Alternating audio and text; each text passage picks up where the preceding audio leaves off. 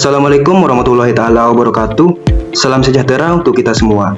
Yang terhormat Bapak Muhammad Tamam MKom selaku dosen pengampu mata kuliah basis data, serta teman-teman semua yang kami banggakan.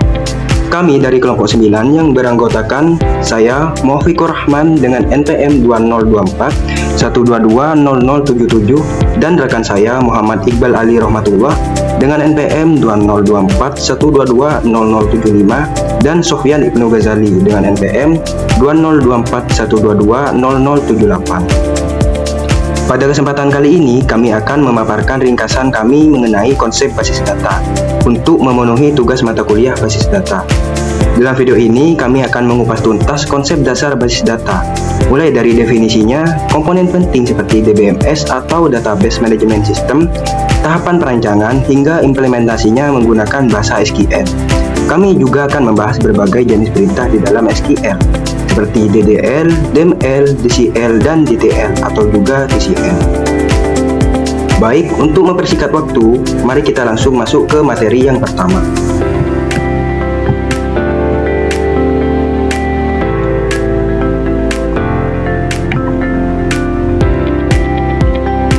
Basis data atau database dapat didefinisikan sebagai kumpulan data yang disusun secara terstruktur serta saling terhubung secara logis dan disimpan dalam bentuk elektronik. Kumpulan data ini berisi fakta-fakta dari dunia nyata seperti angka, teks, gambar, atau suara yang diatur agar lebih mudah digunakan kembali, meningkatkan efisiensi dalam pengambilan data dan menghindari atau meminimalkan duplikasi data yang tidak perlu. Sistem basis data atau database system adalah suatu sistem yang lebih luas, yaitu sebuah sistem terpadu yang terdiri dari basis data itu sendiri. Perangkat lunak yang digunakan untuk mengelolanya dikenal sebagai DBMS atau Database Management System. Infrastruktur perangkat keras yang mendasarinya, serta para pengguna yang merancang dan juga berinteraksi dengan sistem tersebut. DBMS adalah komponen perangkat lunak utama yang memungkinkan fungsi basis data dapat berjalan. Tujuan dan manfaat penggunaan basis data. Tujuan utama dari sebuah basis data adalah untuk memungkinkan pengelolaan data dengan lebih efisien, sehingga menjamin kecepatan dan kemudahan dalam proses pengambilan data. Pengelolaan data yang baik akan mendukung proses pengambilan keputusan yang lebih akurat dan tepat bagi sebuah organisasi. Manfaat spesifik dari penerapan basis data dalam sebuah organisasi mencakup kecepatan dan efisiensi, yaitu memudahkan proses penyimpanan, perubahan, dan pengambilan kembali data dengan lebih cepat dibandingkan dengan sistem manual. Yang berikutnya yaitu mengurangi pengulangan data. Menyimpan data secara terpusat dapat meminimalkan duplikasi data, sehingga dapat mencegah terjadinya inkonsistensi data, kondisi di mana data yang sama memiliki nilai yang berbeda pada lokasi penyimpanan yang berlainan. Berikutnya ada keamanan data. DBMS menyediakan kontrol keamanan, seperti kontrol akses dan autentikasi pengguna, untuk memastikan bahwa hanya pihak yang memiliki izin dapat mengakses atau mengubah data sensitif.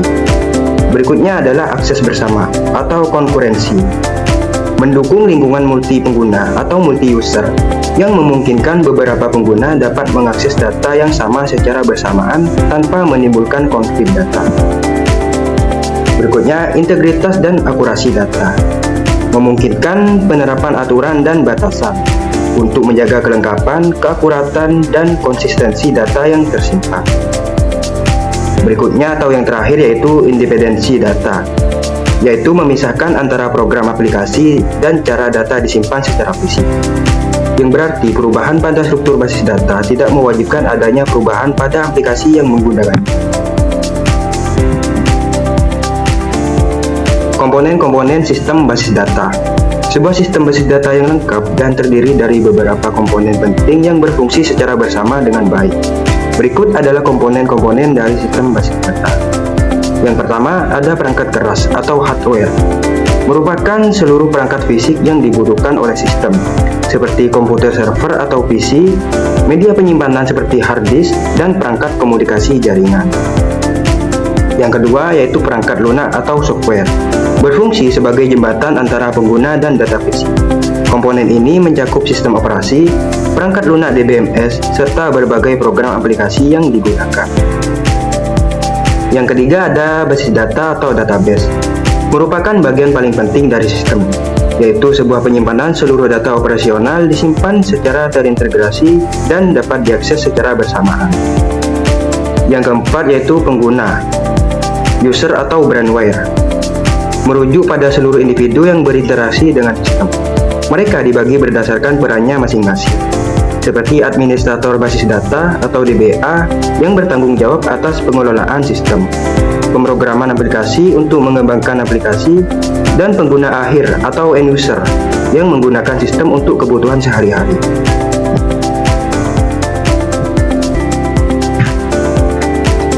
Rancangan basis data.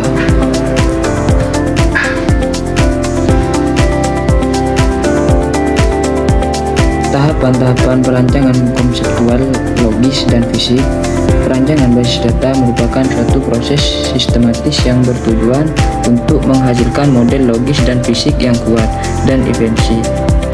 Proses ini secara umum terbagi menjadi 3 tahap utama. 1. Perancangan konseptual.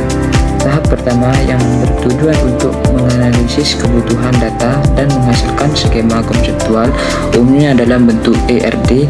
Model yang dihasilkan pada tahap ini bersifat tingkat tinggi dan bergantung pada jenis sistem manajemen basis data atau yang disebut DBMS tertentu. 2.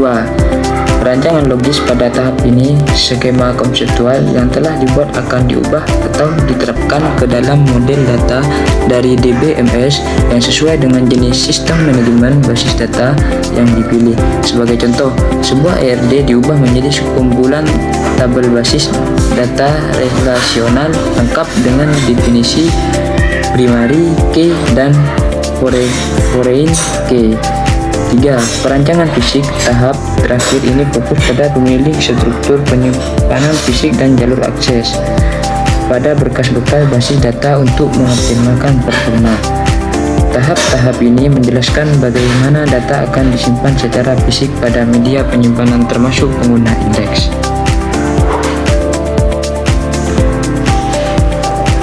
Selanjutnya, model data ERD. Entity Relationship Diagram atau ERD adalah sebuah model data konseptual yang digunakan secara luas untuk menampilkan struktur basis data secara visual. Model ini berfungsi sebagai alat komunikasi yang efektif antara perancang basis data dan pengguna sistem. Komponen-komponen utama dalam ERD adalah entitas, mempresentasikan objek atau konsep nyata, datanya perlu disimpan. Contoh, mahasiswa, dosen. Secara visual, entitas digambarkan sebagai persegi panjang. 2. Atribut merupakan properti atau karakteristik yang mendeskripsikan sebuah entitas. Contoh, name, nama. Atribut ini digambarkan sebagai elips. Salah satu atribut biasanya ditentukan sebagai primary key untuk identifikasi unit. Selanjutnya, teknik normalisasi. Normalisasi adalah sebuah cara sistematis dalam perancangan basis data yang bertujuan untuk mengatur data ke dalam bentuk tabel agar meminimalkan dan mengurangi pengulangan data. Guna meningkatkan kualitas data, tujuan utamanya adalah untuk menyederhanakan struktur, menghilangkan anomali data seperti anomali penyisipan, pembaruan, dan penghapusan, dan memudahkan proses modifikasi data. Proses ini memastikan hubungan antar tabel memiliki struktur yang logis dan kuat melalui tahapan bentuk normal seperti INF, 1NF, 2NF, dan 3NF.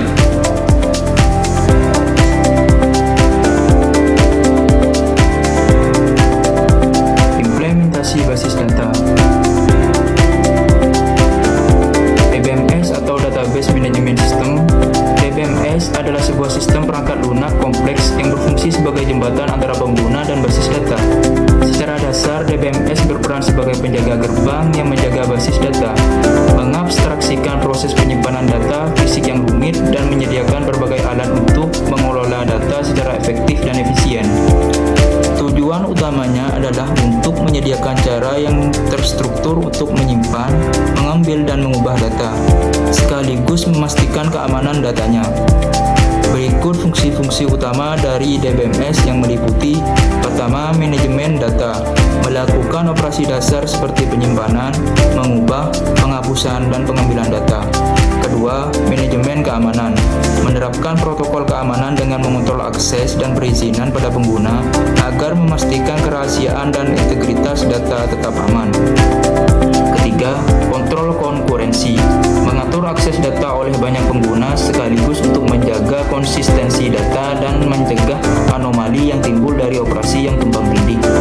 Keempat, layanan pemulihan atau recovery, menyediakan sebuah metode untuk memulihkan basis data ke kondisi yang stabil setelah terjadi kegagalan sistem, baik karena hardware maupun software. Yang terakhir yaitu kelima, penyediaan katalog data, menyediakan penyimpanan metadata atau data dictionary yang bisa diakses oleh pengguna untuk melihat struktur dan definisi basis data. Contoh DBMS yang sering dan umum digunakan.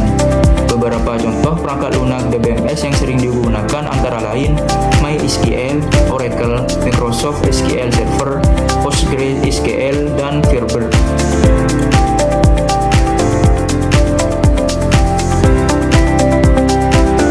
DDL atau Data Definition Language. DDL adalah bagian dari SQL yang perintahnya secara khusus digunakan untuk mendefinisikan dan mengelola struktur atau bentuk dasar dari sebuah basis data. Perintah DDL sangat penting karena digunakan untuk membuat cetak baru atau kerangka dari basis data, seperti pembuatan tabel, penentuan kolom, serta menentukan kunci dan hubungan antara objek. Saat perintah DDL dijalankan, perubahan yang terjadi bersifat permanen terhadap data yang menyimpan informasi struktur data. Berikut contoh perintah pada DDL sebagai berikut. Yang pertama, create digunakan untuk membuat objek baru dalam basis data, baik berupa database maupun table. Contoh, create table mahasiswa atau NIM varchar 10 primary key, nama varchar. 2.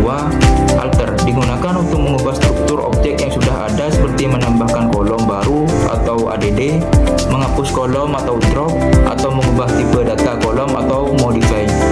Contoh alter table mahasiswa ADD alamat varchar 100. Yang ketiga, drop digunakan untuk menghapus objek basis data secara permanen. Perintah ini harus digunakan dengan hati-hati karena tidak dapat dibatalkan.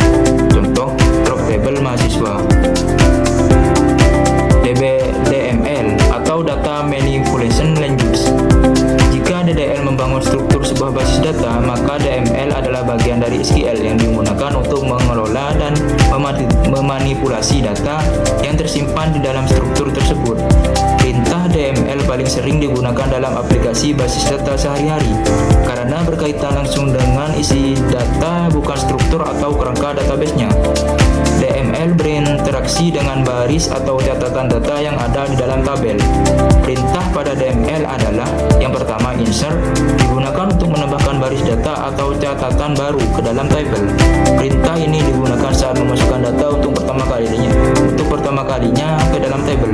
Contoh, insert into mahasiswa atau NIM nama, values atau 2024-122-000 Mulyana.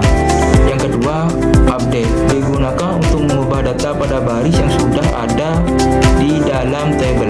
Penting untuk menggunakan klausa where agar hanya baris tertentu yang akan diperbarui sehingga tidak mengubah seluruh data dalam tabel. Contoh update mahasiswa set nama sama dengan Ahmad Mulyana, where NIM sama dengan 2024-122-000. Yang ketiga yaitu select, digunakan untuk mengambil dan menampilkan data dari satu atau lebih tabel. Ini adalah perintah DML yang paling sering digunakan dan memiliki banyak klausa untuk memfilter data atau where, mengurutkan data atau order by, dan mengelompokkan data atau group by. Yang keempat yaitu delete, digunakan untuk menghapus baris data yang ada dari tabel klausa where.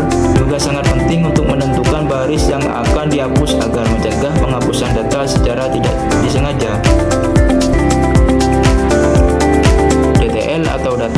Transaction Land Use atau yang bisa dikenal dengan TCL. TCL atau yang lebih umum dikenal sebagai TCL atau Transaction Control Land Use digunakan untuk mengelola transaksi dalam basis data.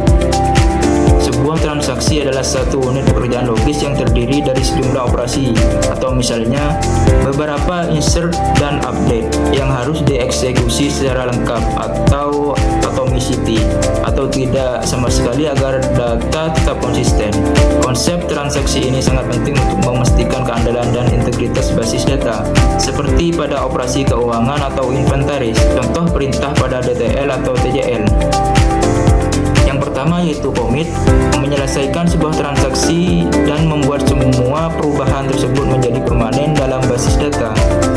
Yang kedua, rollback, membatalkan sebuah transaksi yang belum dikomit dan mengembalikan semua perubahan yang telah dilakukan sejak transaksi dimulai, sehingga data kembali ke keadaan semula.